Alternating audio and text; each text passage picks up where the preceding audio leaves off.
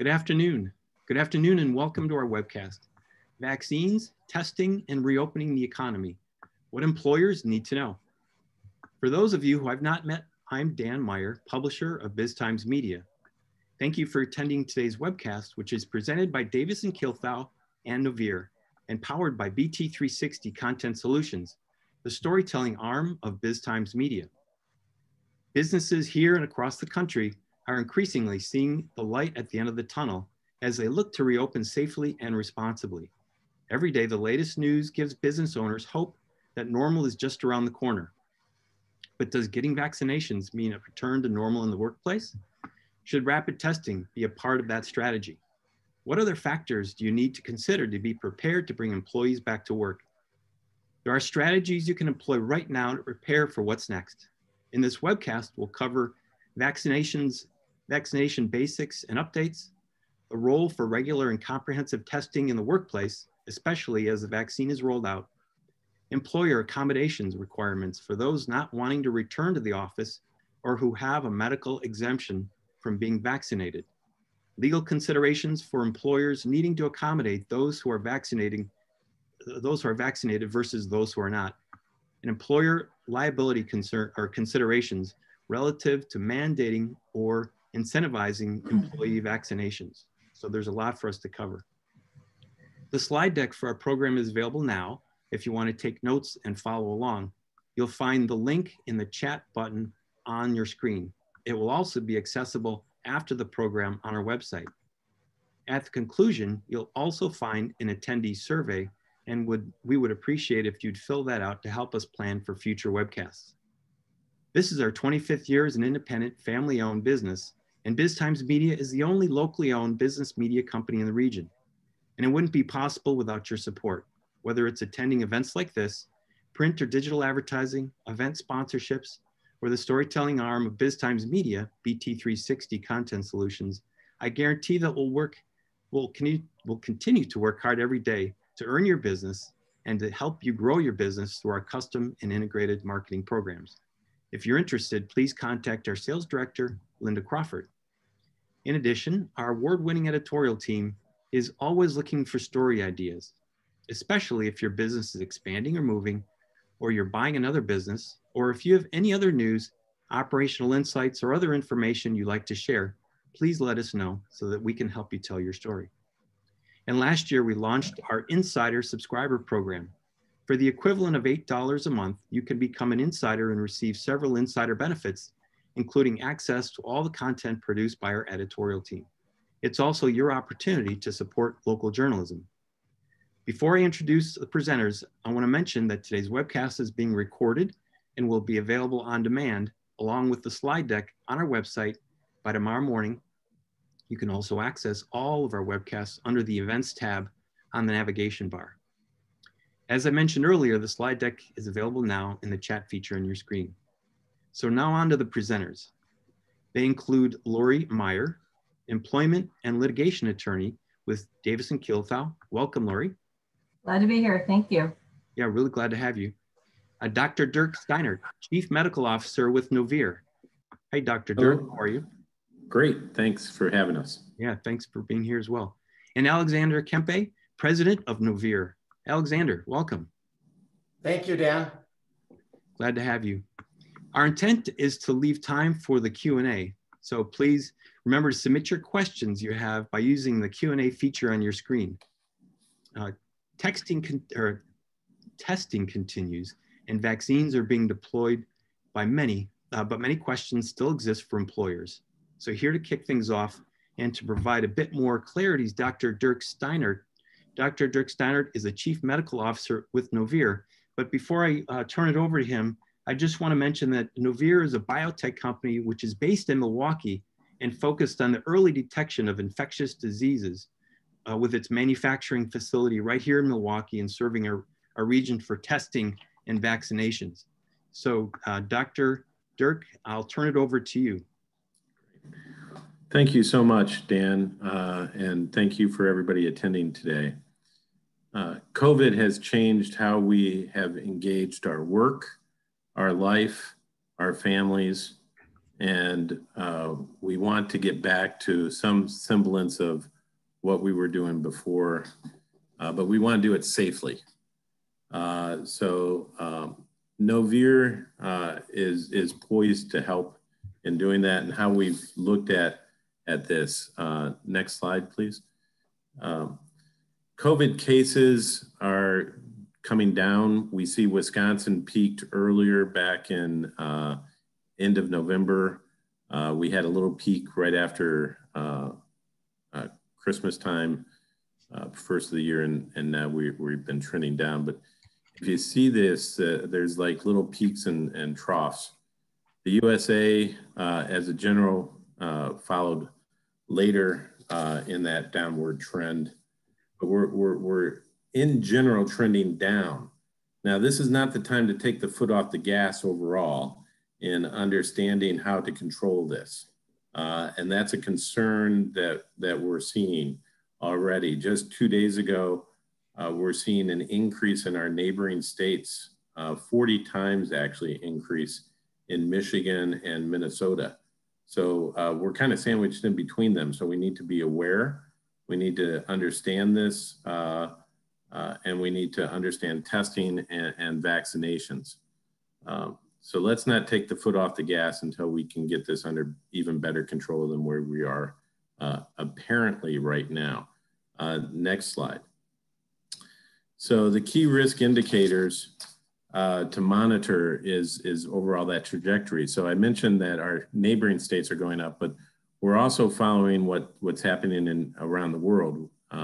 Italy is going up, Germany is going up, Brazil is going up again. So this is not just a little spike that we're seeing. We're seeing this around, despite vaccinations going around the world. We've had we've had more people vaccinated than have had the disease, yet we're still seeing an increase in the disease in certain areas. So we need to be careful. The CDC does pose a real, documents that we have this real threat. We want to get as many vaccines in the arms of people who are willing to get that now, to try and divert how the virus mutates and changes, so that we can control it now, and hopefully that will decrease that conversion rate in the future as well. We know this domestically as well. We've seen it out at California. We've seen it at Duke. So we just need to be aware of this. We know that the variants are spreading. Next slide. We think of this as a three-legged stool issue. We need to have testing first and foremost to understand who and where and what and when the disease is spreading. We need to have vaccines, and we have vaccines. We have 3 now that are approved. They're safe, they're effective in keeping people out of the hospital and averting death. The side effects are minimal, complications are minimal. So the vaccine to benefit to risk ratio is extreme to benefit the vaccine. And then the third leg of the stool, which is where we're lacking, is treatments. We've all heard about different treatments that we have, but they're mostly outpatient or inpatient hospital oxygen and remdesivir, other complications, monoclonal antibodies. They're very expensive. So we would like to try and develop eventually future treatments that one could take as an outpatient. But we're not there yet. So we're left with testing, understanding, quarantining, and supportive care to those who are positive, and then also vaccines. So we really need to vaccinate. Next slide.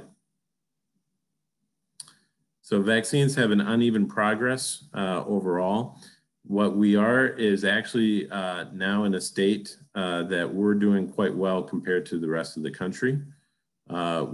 If you had asked me a month ago where we were at, we were kind of below average. We have improved the numbers on being able to vaccinate. We have a better distribution. now overall.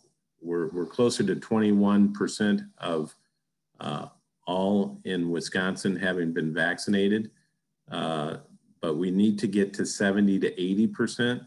Some even argue closer to 90% to really avert more waves of COVID and its changes. Now, of course, we've hit the most vulnerable, those who are 85 and older.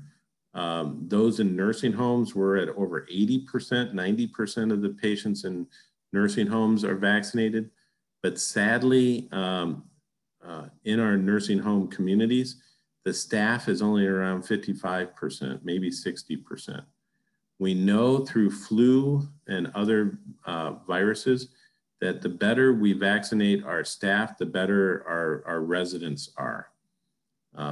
As we get older, our immune system is not as strong.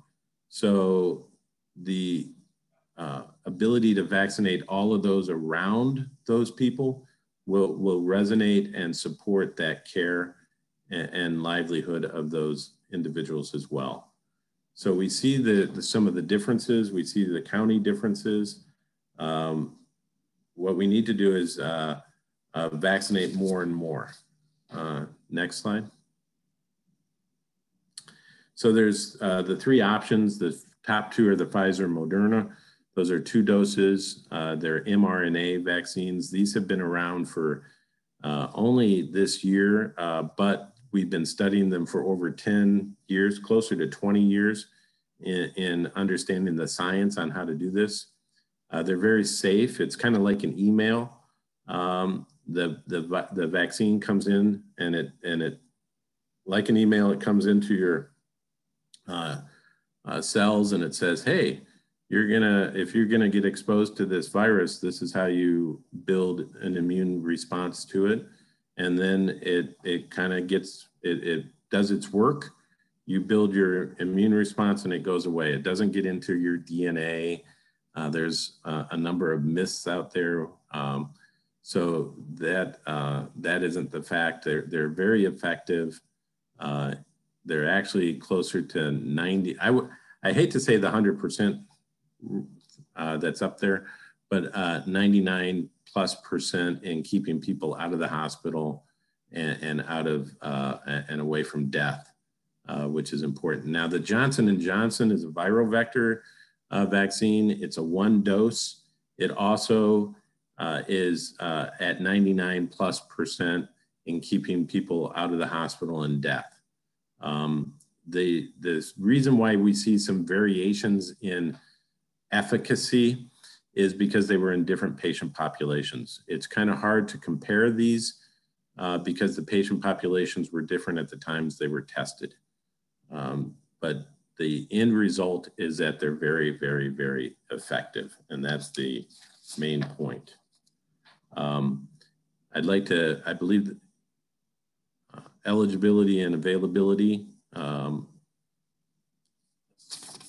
is paramount. We have the frontline healthcare workers and residents, and now we're opening up to more people across the state.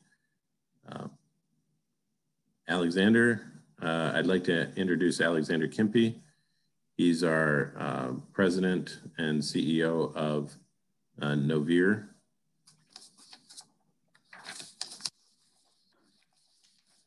Hello, everyone. Thank you, Dirk. Thanks for sharing the clinical side of the vaccine. Can we go back one slide just so we get after eligibility?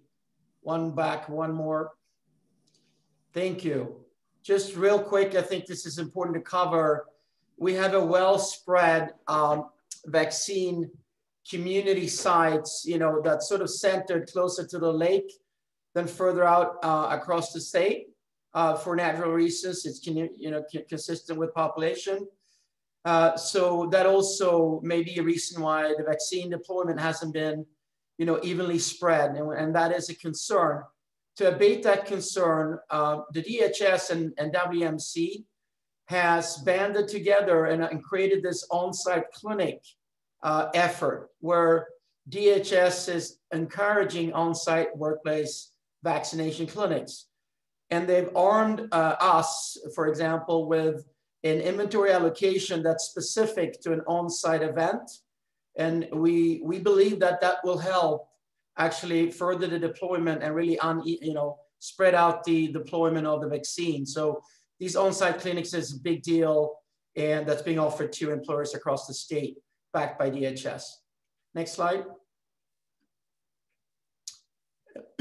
I think we're going to get into some of the employee aspects, and that's going to be covered by Davis and Kiltow. So I think we can keep going here. And there we go. So from a layers of safety, I think everybody's familiar with this. We've been practicing this for a year now. I think the important part here is it is like slices of cheese in that it protects your employees and the employer and then anybody in community. What we must understand is that vaccinations is a slice to that cheese, and a thick one. It doesn't by any means replace the slices and the end all be all solution. Testing continues and will continue to be a very important layer of safety that needs to be applied. And that could be a misconception out there. And I think the main struggle for businesses, frankly, will be, now that I have a majority of people vaccinated at the workplace, what does that give me in sort of degrees of freedom while managing the risk of COVID? And it's a very complicated aspect that really is going to come down to your population, of course, but it's complicated by the fact that maybe not everyone will get vaccinated. Maybe some people had COVID before. Maybe the variants that are out there that Dirk hit on, are throwing some wrenches into the wheels. So as we look ahead, none of this was really changed to any greater degree. There will be degrees of freedoms. So for example, the CDC has issued guidelines that if you have fully vaccinated employees in a congregate setting, then a quarantining exercise wouldn't be necessary. So they've already come up with that. However, they do still say that if you've been exposed, regardless of vaccine, you should do testing. And also they say you should continue deploy these levels of safety and layers of safety that you have today, regardless in these congregate settings. And, it's essentially a manufacturing location, for example, or anywhere where there's a lot of people. Next slide. We talked about this. I just want to highlight the fact that there are some indicators that we all want to monitor. Let's be aware of what's going on out there in our immediate community, of course, as that's the most relevant part. So following the test positivity rate, the vaccine deployment, but be aware of things that are happening in neighboring states. In the state of Illinois, right now, we do have presence of the P1 variant. The P1 variant is the Brazil variant. That's not a very fun thing. It's very infectious and it's more aggressive. And the same thing goes with B117 is now evenly spread across the US. So there is that going on and we want to be on the watch. And like Dirk said, do not take the foot off the gas. Next slide, please. So testing, I think by now, frankly, most people are familiar with the testing that exists. We had a huge effort in this country and across the world with PCR testing being sort of the tool of choice. We ran into capacity issues, lead times, and it was very expensive. And out of that, there was these rapid tests that were developed that used that were applied to get quick results and were inexpensive and very accessible because they were sort of the lab anywhere. It could be used anywhere as opposed to being sent for processing. And so rapid antigen, rapid antibody tests are very useful in the sense of any type of screening at the workplace, and they fill different purposes. The antigen test is to detect the virus, and the rapid antibody test will actually start becoming more relevant as we look ahead to identify antibodies, because that's data that's useful for an employer, for example, with a larger workforce. Next slide, please. So a little bit of the science. These tests, they cover different parts of the the life of the virus and are useful for different periods of time. Early on, there is no real test to catch the virus. This problem and dilemma will continue to be a challenge for us all into the foreseeable future, meaning that there is that period of time where you just don't know, and that knowledge or not knowing something will inevitably create stress and issues with safety at the workplace, for example.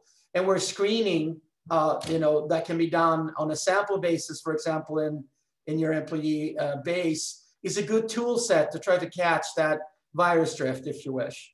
The antibody testing kicks in much later and helps you understand, who's been vaccinated in your workforce, who's been exposed to COVID. That's the type of information that you get out of antibody testing. Next slide, please.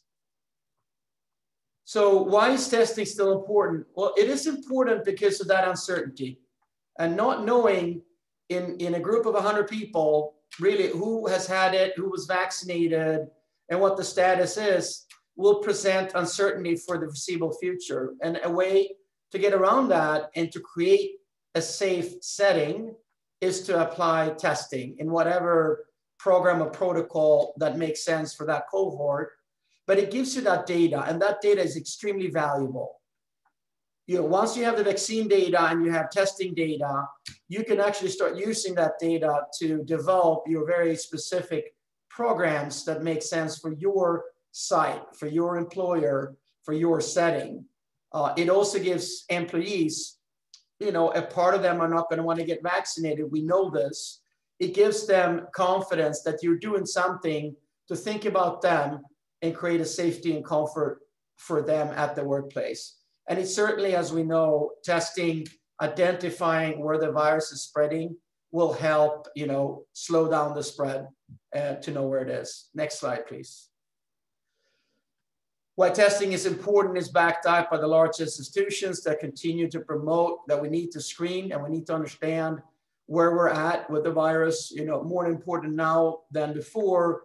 We know about the variants, of course, but over the foreseeable future, testing will just continue to be a very important tool set in your toolbox as you manage safety in the workplace. Next slide, please. And finally, testing will have different benefits depending on who you are and whether it's for a tool to screen and identify the virus, whether it's to create and instill confidence with the workforce, whether it is to, for specific cohorts like teachers or staff members to feel more confident and safe at the workplace as they are really the higher risk group. It really depends on who you are and what type of risk parameters and groups of people you have at your workplace, will generate different benefits. Next slide.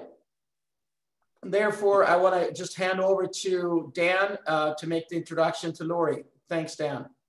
Alex, thank you so much. And Dr. Steiner, thank you so much as well. I look forward to the Q&A when Lori's done. But before I turn it over to Lori, who is from Davidson-Kilthau, I want to remind you to send in your questions. I think most of the questions are coming in the chat, which is fine. Or you can put them in the Q&A feature on the screen. And you'll find the link to the slide deck in the Q&A feature. So Lori, there are a number of important legal issues for us to know about regarding vaccines, testing, and especially getting employees back to the office. It seems like now is when the rubber is meeting the road for employers as to what they should be doing. So I'll turn it over to you to help us navigate through these challenging issues. Lori. Hi, everybody. I'm glad to be here. And you're right, Dan, the questions are coming in every day about vaccines. And so I'm going to talk about the legal implications of vaccines and in the workplace and what employers should know and maybe go over some of the questions that I'm getting on a day-to-day basis. Next slide. Okay. The most frequently asked question that I get is, what is everybody else doing, really? And really, it comes down to some are considering mandates, though those were originally, I would have said, very few, if any, were doing that. That's on the rise in the sense that as you know, a lot of times people are talking about, well, how can you have a mandated policy if nobody can comply with the policy because, you know, the vaccines aren't available. And now I'm starting to get questions about, well, you know, as it gets closer, maybe I'll think about that. Some are considering encouragement with a number of incentives or persuasion campaigns we'll talk about in a second.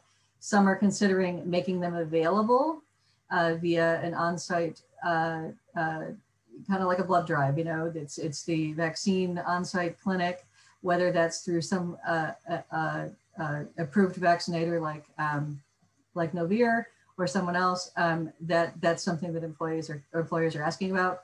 Other employers are simply just giving time out of work to get them, and we'll talk about that. And then some are just, originally, I'm going to say there are fewer now taking a wait and see, because the wait and see was when there really nobody could get the vaccine, or very few, only those over a certain age or in certain circumstances. But now as it's opening up, especially in Wisconsin, employers are well advised to start thinking about these. Next slide. So let's talk about like the rules, so to speak. And by the way, as Dan mentioned, all these slides are going to be available to everybody. So some of these I'm going to go through a little bit quicker than others, but and get to more of the practical stuff in a little bit. But let's put the groundwork of what the rules are. On December 16th, the EEOC put out some guidance that said effectively that a mandatory vaccination policy is lawful, subject to disability and religious exemptions. Next slide. So the question I get often is, well, what does a mandatory vaccine policy mean? Does it mean that you can actually terminate someone for refusing? In other words, making a vaccine a condition of employment.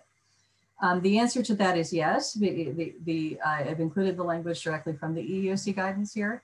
If an employee cannot get vaccinated for COVID, even, we'll talk about those exemptions. Sometimes that exemption is not an opt-out card, so to speak. But if there's nothing that can happen, then it would be lawful for the employer to exclude the employee from the workplace. And we can talk about what excluding means. It can mean termination, or it can mean something less than that. Can employers make it a condition of employment pre-hire? Yes, if subject to the same reasonable accommodation exemptions that we'll talk about in a minute. Next slide. So first talking about the disability exemption, and that's what really implicates the ADA, the Americans with Disabilities Act. A couple of things: the vaccination itself is not a medical examination. Oftentimes, you know, people are worried about that, just as taking somebody's temperature at the door is not a medical examination that is prohibited by the ADA. Similarly, asking for proof of receipt of a COVID-19 vaccine does not constitute a disability-related inquiry. There are going to be issues that I'll talk about in a second about privacy, of keeping that information private, that is required by the ADA and certain state privacy laws, but you can certainly ask for whether or not the vaccination has been had at all. And be careful about asking those kinds of things as a pre-screen, because then you're starting to get into why does a person not going to get the vaccination? You're going to get information that you might not want to know, frankly. And so instead, we would suggest that you invite all employees to basically say, you know, whether it's a mandatory vaccination policy, or whatever it might be, you would invite all employees. Or it might be just a policy that, hey, we are going to ask that you report vaccine status to us. In those situations, we would just suggest that you tell your employees that if they believe they may have a disability or a sincerely held religious belief that would prevent them from being vaccinated, they should report that to you. Next slide. Now, I'm going to go through this really quickly. The reason that under the ADA the reason that they come to the conclusion basically that a mandatory vaccine policy is acceptable under the law is because they're recognizing that the COVID-19, the virus that causes, the coronavirus does pose a direct threat to the health and safety of individuals in the workplace, and therefore is a direct threat to both the workers themselves and to the public. So therefore, because it meets that direct threat definition, it kind of falls under a different category. So if you have a situation, and we'll talk about whether it's a good idea for you as an employer to have a mandatory vaccine policy or not, it's obviously going to differ among employers. But if you have a lot of exposure to the public, that is going to be a different situation with employees that have very, very little contact with the public. Next slide. So the required exemptions, they fall into two categories. I guess there's a third one that goes with, it kind of goes without saying. The first one being that if you can't have a mandatory vaccine policy that nobody can comply with, so you have to, in order to have a mandatory vaccine policy, you have to have reached a level where people can actually get it. Secondly, there's a disability exemption that we'll talk about. And those are for basically, COVID-19 is not a disability, but there can be underlying medical conditions which might make a person contraindicated to getting the vaccine. Similarly, there can be sincerely held religious beliefs that must be accommodated. There are no exceptions. I know that people have talked about this in various platforms about whether a person can have a philosophical opposition to that. That is not going to qualify as a sincerely held religious belief. Next slide. So both of these kinds of things are not the kind of thing that is an automatic opt-out of vaccination. What it does is when a person reports to you as the employer that they either have a disability exemption, they're requesting that, or a sincerely held religious belief exemption, then what it does trigger is your duty to undergo the interactive process. Interactive process is just trying to figure out if there's something we can do to get around this. And it has to be a reasonable accommodation and one that does not pose an undue hardship to the employer. Now, undue hardship can't be just something that makes it a little bit more difficult for you as an employer to operate. Now, one of the things that maybe somebody is saying, well, the reasonable accommodation I would like to do is to continue to work from home. Well, if you're going to say that's going to create an undue hardship for a person to continue to do that, it's going to be a high bar if you've been letting them do it for a long time. You're going to have a hard time arguing that that's a problem now. So, but that doesn't necessarily mean that employees are entitled to the particular accommodation of their choice. That means that if you can propose something that also works to get the person back to work, maybe it's separating the person, that kind of thing, separating the person from other people in a significant way or something like that. It might be not the thing that they want, but it might be this thing that works. Next slide. So what happens when a person asks for a disability exemption? You are, just as you do with every other ADA type exemption, you're asking the employer, I'm not a doctor, the employer is not a doctor, the employee is not a doctor. So we need Dr. Dirk to step in at this point and say, this person has this particular disability and that is contraindicated or something of that nature. That doesn't necessarily mean now I have an opt-out card. It just means that you have to engage in that interactive process that we talked about. You can think about other kinds of accommodations. It might be telework, it might be a change of work location, things like that. In other words, you're not going to make that person comply with your mandatory vaccine policy, but you're going to change something for that person. Next slide. Religious exemptions. It has to be a sincerely held religious belief, practice, belief, or observance. You should ordinarily assume it's genuine and legit, but that doesn't mean you turn off your brain. I'm reminded of a client I had who had premium pay on Sundays. And for budgetary reasons, they stopped doing that. They stopped paying premium pay. And suddenly people who had worked on Sundays for years suddenly had a religious opposition to working on Sundays. That in that situation, the employer could ask questions like, what's changed? What about, those are the kinds of things that would make you query that. There are certainly religions that have, medical intervention objections. I'm thinking of Jehovah's Witness or Christian Scientists or things like that. That's the kind of thing that we're talking about. Next slide. Now, what is the impact of the EUA status? A lot of people have said, well, you can't mandate it because it's got only emergency use authorization and not, quote, full FDA approval.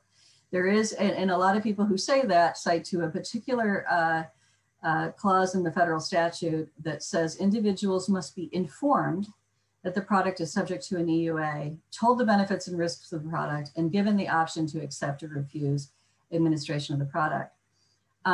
Does this option, the option to accept or refuse, mean that the vaccine cannot be mandated?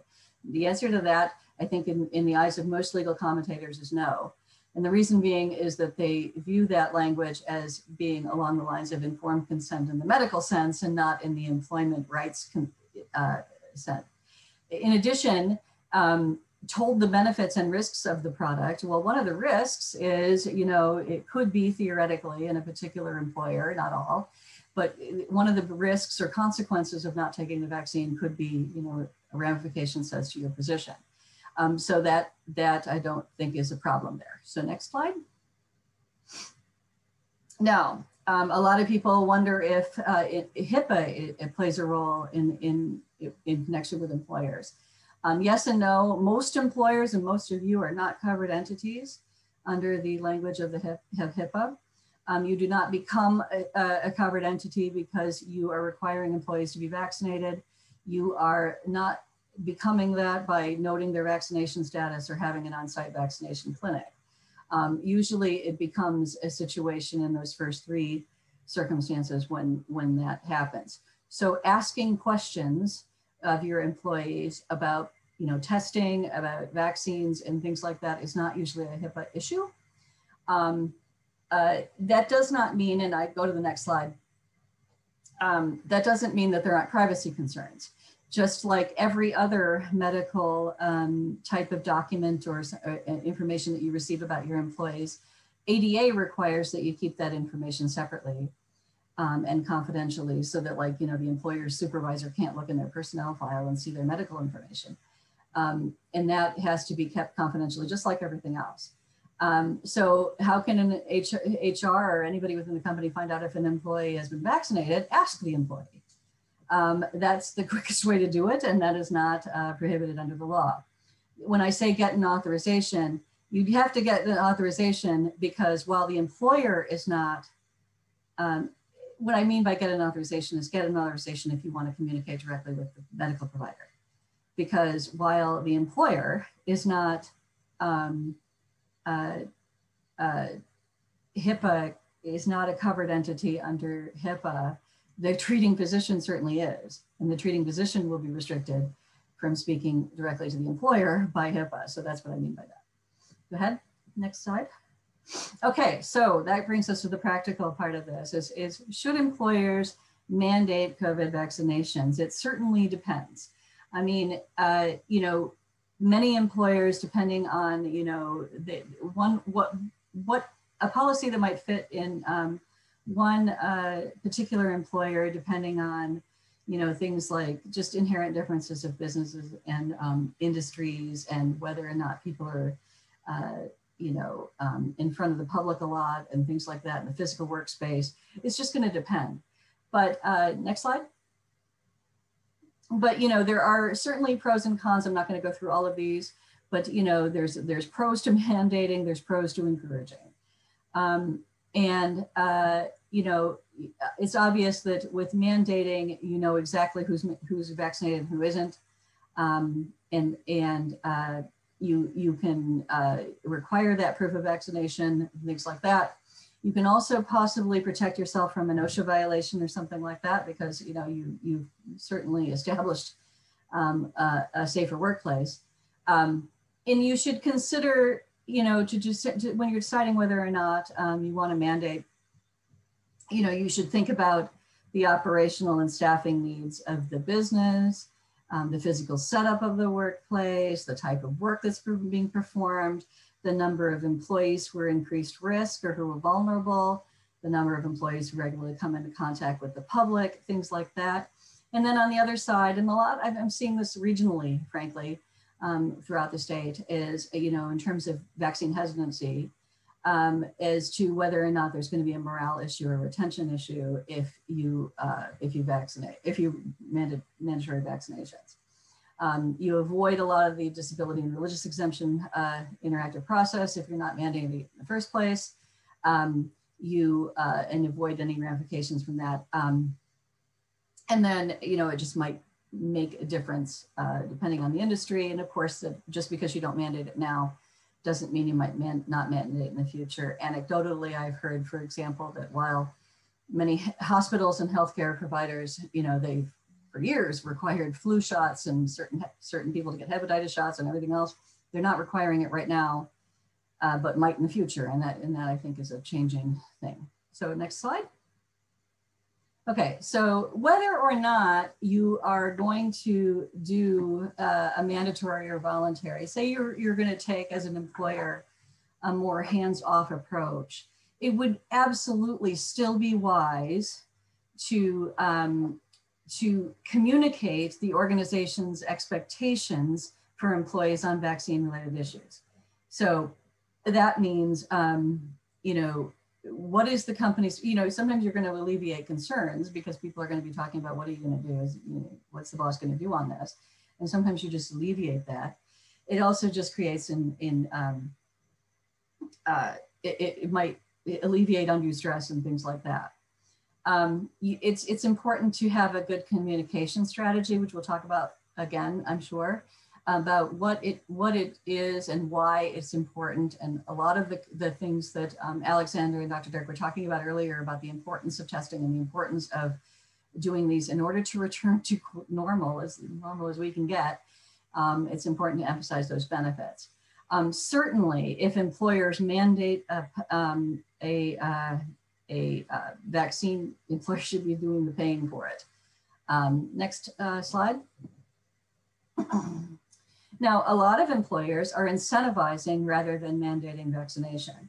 Now, I've often said that incentivizing can take the forms of carrots and sticks, just like everything else, right? And some of the carrots can be things like additional PTO, a cash bonus or a gift card. You've heard about various employers doing that.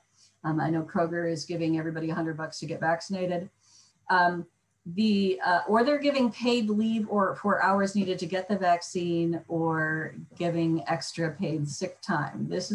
I noted this here in bold because it is brand new. The American Rescue Plan, everybody's heard about the $1.9 trillion latest stimulus plan, has an expansion to the FFCRA, which I'm sure you guys are bored about listening to. The FFCRA is now a tax credit statute. It's not a mandatory leave plan, but to the extent that employers are voluntarily granting emergency paid sick leave, that's the 80 hours. One, you get all those employees get a new bucket of 80 hours, meaning you don't count the 80 hours that they might have used in 2020 against them. And secondly, if you there's new reasons for FFCRA leave.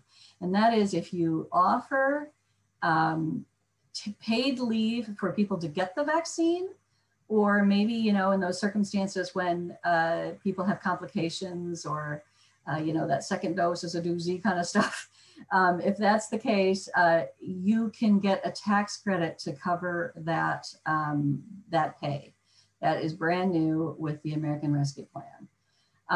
Now, the EEOC has jumped in and said, be careful with those, you know, having any kind of program which might qualify as a wellness program, such that, for example, you know, you have an incentive that is so high and so great it becomes somewhat coercive. You should be careful there. And then secondly, you should offer an alternative. If for example, Kroger is offering $100 to employees to get vaccinated, that means that everybody who's contraindicated can't get it, and they could theoretically argue that they're discriminated against getting that $100 because they have this disability. You have to give an alternative. Kroger is doing that. Next slide. And then, you know, I've seen this. This is not a requirement, but just a consideration. You know, you've heard about that second dose. It's hard on people. You know, if you have a production line or something that is going to be awful, if everybody goes to a vaccine clinic or everybody is given time off on the same day to get a vaccine, and you have everybody calling sick the next day, that might be problematic. You might want to think about staggering it. In other words, doing only partial workforce on one day, partial workforce on another day. Is just a thought. Unionized workforces. If you are a unionized workforce, then I would suggest to you that you definitely think about bargaining with the union before you implement a mandatory vaccine policy. What is the employer liability for vaccine policies? This is one of the most common things I get. What happens if I mandate or even encourage heavily employees to get the vaccine and they have an adverse reaction? Well, the answer to that is very little, if any. And the reason I say that, obviously, you might have heard in the news about recent immunity in some statutes, but it's always been the case, and there is certainly precedent for the fact that, you know, somebody has an allergic reaction to a flu shot, the employer's liability is limited. Their exclusive remedy against the employer is workers' compensation. It isn't, you know, they might want to bring a claim against Pfizer or Moderna or whomever. That is not employer liability, though. That the employer liability is almost certainly restricted to workers' compensation. The other thing I get is, well, if I require it or, you know, even facilitate it, should I get a waiver from everybody? The answer to that is no. One, it's probably, that waiver is not going to be worth the paper it's written on, frankly. And the reason for that is you can't get a waiver for workers' compensation liability without approval of a court, and you're not going to do that. So don't do that. And secondly, you know, it might be used against you, frankly, because it might be used against you in an OSHA situation. You know, you have a general duty under the OSHA statute to provide a safe workplace. And if you are getting a waiver for something, that might not be the best motive. So anyway, I think that is next. Great, Lori, thank you so much. We've got time for some questions. So Dr. Steiner and Alexander, I've got a bunch of them lined up for you. How accurate are these tests, and talk about the testing costs and how do you pay for it? Maybe those two right away, and we'll try to get these rapid fire questions going. Sure, I'll start and then Alexander can finish. The tests are very accurate, actually, compared to a lot of other tests that are out there that we use in the testing world. A strep test is only around 90%. We all go in with a sore throat. We get a strep test. That's about a 90% accurate test. Then we have to send it off for culture to try and catch that other part in those who qualify. These tests are usually closer to 95% or more. So they're very effective. So very effective. Cost, I'll defer to Alexander. You may call me doctor. Yeah, the tests have come down significantly on cost. You know, so as compared to a PCR, for example, that's more like 130 bucks. These rapid tests can be down at the $20 level. So significantly more inexpensive. And there is money available from the American Rescue Plan specifically towards testing. And there are a number of other buckets. So we can discuss that offline. There were some questions that were sent in. Mask or quarantine after a trip, and how about the best way to register for a vaccination? Sure. Masking is still recommended. We saw a marked decrease, of course, this year in influenza, and we think that's partly due to masking. We've had less, you know, normally we get 30 to 60,000 deaths a year in the United States from influenza. I believe this year we had less than 2,000. I'm not 100% sure about that number, but I know it's very, very low. It's remarkable. So continue to wear a mask. Even though I've been vaccinated, I wear a mask when I'm out in public in large gatherings. The CDC has made some recommendations in regards to that. If you're around others who have been vaccinated 2 weeks post the second vaccine or 2 weeks after the Johnson & Johnson, with others who have been vaccinated or at low risk, no exposures, et cetera, you can let the guard down somewhat. Still be careful. Yeah, I think they refer to the private setting there, just to be clear, Dirk. You know, in the employee-based setting, the requirements are the same, except for if you've been exposed, no need for quarantining per the CDC. Right. How about registering for a vaccination? You hear that you show up at a Walgreens, you know, late in the day, and if they have any extras, but what's kind of the best practice and what's recommended? Yeah, there's a lot of outlets for vaccines. I think there's a 500 vaccinators that have been approved by DHS in the state of Wisconsin. It's really just frankly go to DHS, look it up, and call the number. I mean, that's how simple it is. And there's wait lists as well that you can be put on. That could be helpful. And then the Chuck, new concept, Dan, is the on-site clinic. Yeah, I was going to ask you about that. How does that work? And yeah, so that's a pretty a good advantage if you want to be proactive with your workforce and provide that benefit to them that is mutually beneficial. You can opt for an on-site clinic, and there are providers like us that provide for the on-site clinics, and essentially it's coming to you at your workplace and it's vaccinating your employees, and that's what that is. And it's pretty straightforward. There's no specific requirements for it except eligibility, but as we know, eligibility is quickly going to open up here next. So Lori, let's say I want to get an on-site clinic to my employer, my location. Walk us through the process of, okay, do I mandate that for all the employees? Should I not? And how should the internal employment policies change between those who are vaccinated or those that don't want to get the shot and those that do want to get the vaccination? Walk us through how that would work. Sure. Well, a mandatory vaccination policy would simply be that, subject to the exemptions that we talked about. Everybody is required to do that. Everybody is required to provide proof of vaccination. If you're doing something short of that, and I would say the majority of employers are doing something short of that, then what has to happen? When I talk to employers, I think just because you're not having a mandatory vaccination policy doesn't mean you should have a very clear communication with your employees about what happens and how you're going to continue to operate. Just jumping off of what Alexander and Dr. Dirk talked about in terms of loosening up of CDC standards, things like that. What I always ask an employer is, you're not mandating vaccines, okay? What does that mean going forward? How does your sort of return to work or operational rules differ between those who are vaccinated and those who are not? Are you going to change the rules in some way? You can think of things like, I think Alexander said something about the quarantining thing. Let's say you have a person who is fully vaccinated and who has proved that.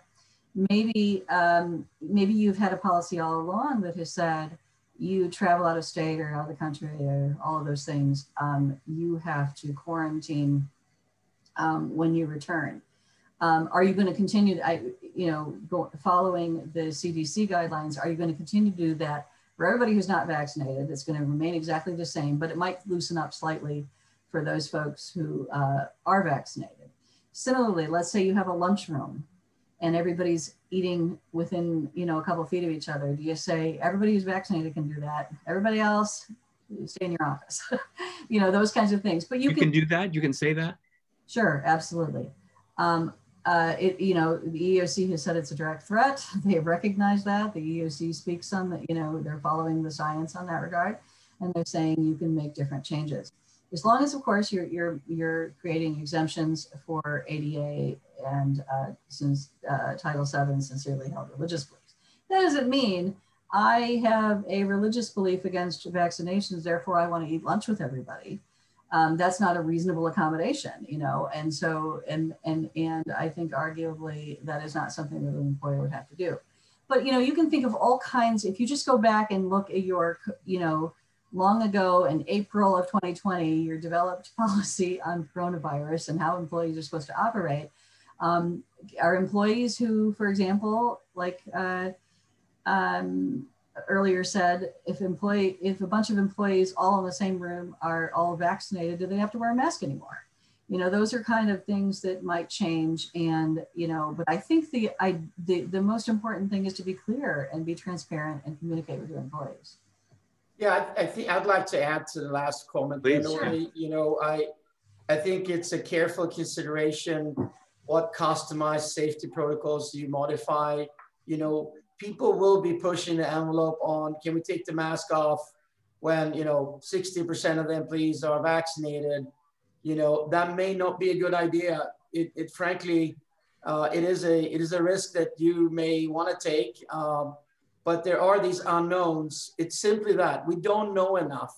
We know enough about the 14 days, right? So CDC came out and they said it's okay to test out of quarantine after 5 days. Why did they do that? Well, because we had the data to back it up. We don't have the data to back up vaccinated people in the building and what kind of transition and transfer of spread can happen to those that are vulnerable, right? Dirk, I don't know if you want to add something. Absolutely. I mean, Alexander's right on. The issue is we don't know yet. We should be honest and tell people we just don't know. We need to get the data. Let's be honest. The vaccines only started in mid-December, and only kind of a smattering at that time. I just saw we did 2.9 million vaccines in the United States in one day this past week. Much better than the 20,000 or 50,000 we were doing back in December. So we are getting there, but we're not out of the woods yet. We can't keep, as I said, let's not take the foot off the gas on protecting and being safe until we get vaccinated. It is better to vaccinate than to vacillate, is one of my sayings. Now, would you have a different answer if everybody within a workplace, especially a smaller workplace, is vaccinated? We just don't have the data yet to say that, because what's their living situation? How many people do they live with? What's the community in which they mingle? Now, let's say they lived on an oil rig out in South Dakota, and they were all living within one compound, and the food got delivered in a box that nobody, interacted with the other person. I would say that would be safe, actually, from the data I've seen. But Gotcha. We don't live in that society. This is a big issue in the United States, too. And this is why we pointed out what's going on in Brazil, what's going on in Italy, what's going on in Germany. We're seeing these upticks. We need to vaccinate around the world. This is not just a Wisconsin. Yeah, and I think that, but what you were just saying, I think really goes to the idea that all these employers, everybody's different. What makes sense in a production facility where everybody's elbow to elbow is different from a small office where everybody's got their own office with a door, Yeah. But then we all live in society. That's true. With that note, we just want to, let's be safe. Let's live. Let's enjoy. But we don't have to be brazen about it. For how long do you think we'll need the test? All of 2021, 2022? Yes. I think we're going to go into 2022 with testing. Yeah. How about large events? What's the role for testing and having large events? People are dying to get out to events and network. And I think that's a huge opportunity to help people feel safer. Yeah. I mean, briefly on that, Dan, large events is being held back, but they are starting to plan for them for the fall, is what we've seen. This is all about data, actually. It is about being able to, have access, acknowledged by the person and passed by the person to vaccination data, testing data, antibody data through technology and software to be able to demonstrate that entering this setting, this event, I'm green. And I think that's what we're looking at, which means that people, a large portion, are going to be vaccinated and gives them that green card eventually. But testing, a large part will not be vaccinated, so you would have to have testing in conjunction with large events. I believe they're going to happen, but that's how you do it. You're going to bring that sort of safety around the events. And to Lori's perspective, from a legal perspective, we can never get down to 0% risk, right? Sure. Absolutely. Never, ever has there ever and will there ever be 0% risk. Exactly. So what we want to do is reduce it to a level that we feel comfortable with. Mm-hmm. Do you think, you know, just local brewers and Bucks and Summerfest, I mean, the Bucks and the Brewers have a limited capacity now. Do you think they'll allow full capacity if you bring in your green card, green go, I got tested? I think they're people going to be move. expecting? Yeah, Dan, I really do that. They're going to move in that direction. They're going to have to eventually, you know, right now, the Department of Health has approved a plan for Bucks to go from 25 to 50% on the suites, for example. And they can go from 25 to 50 because they test. So I think there will be a movement towards what you're talking about, which is where there are safer sections at the Brewer Stadium or at the Bucks where you can sit and you know that everybody in there in that section has the green card, so to speak. And the other sections may not, and people may be willing to take that risk. I think that's what you're going to see. And as you see that, I think you can increase the attendance capacity and work with the Department of Health by bringing that data and showing them it works. And here's why. And we've seen that in Hawaii in testing. We see that in airlines in testing for international travel. People are going down to Mexico. They come back. They have to have that negative antigen or antigen or PCR test within the 3 days before coming back. This is showing improvement in safety.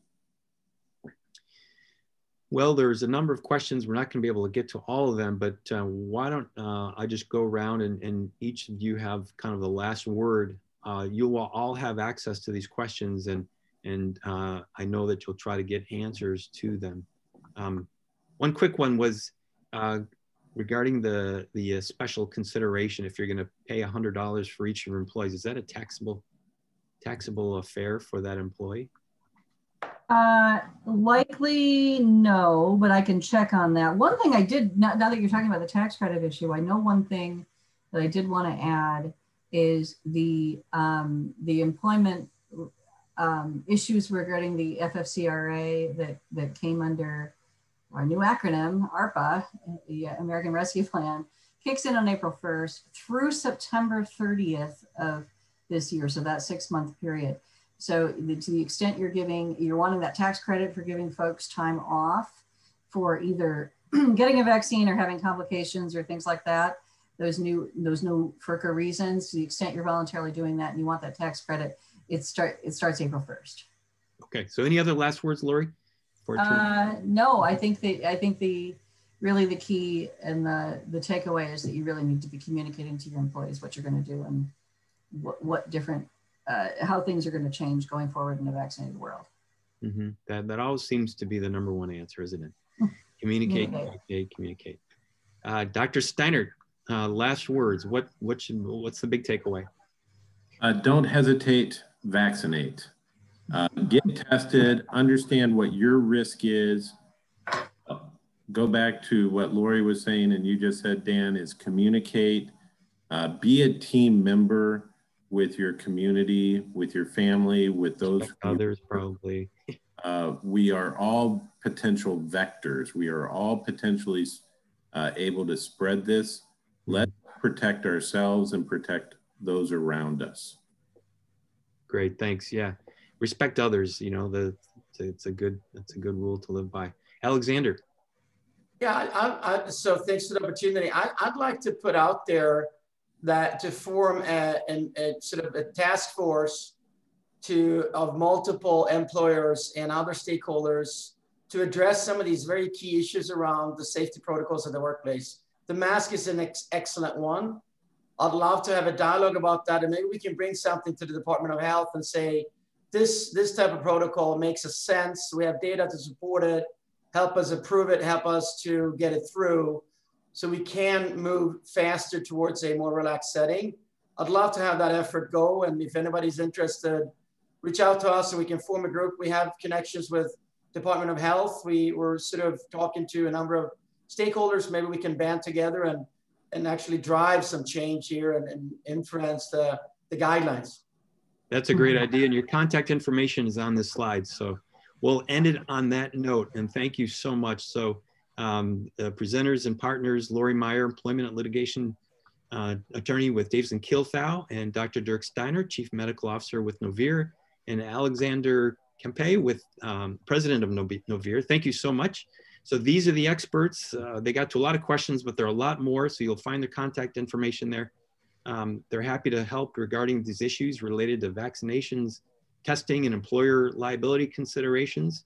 The rubber is meeting the road, everybody, as employers want employees back and employees have questions. So as I mentioned earlier, this webcast recording will be available on our website by tomorrow morning, and the slide deck's available now on our website, and for a little bit here on the chat or the Q&A. So we value your feedback. We also would like to appreciate you to fill out an attendee survey as we looked at more webcasts in the future. So once you open a new tab, we'll close in your browser, so you should be able to find it pretty easily. So thank you so much on behalf of our webcast presenters and partners, Davison Kilthau, Novir, and BT360 Content Solutions, the storytelling arm of BizTimes Media. Thanks again for attending, and have a great rest of the day, and catch a few more NCAA basketball games tonight. Yeah. Thanks, everybody. Thank you. Dan. Thanks, everyone. Bye-bye.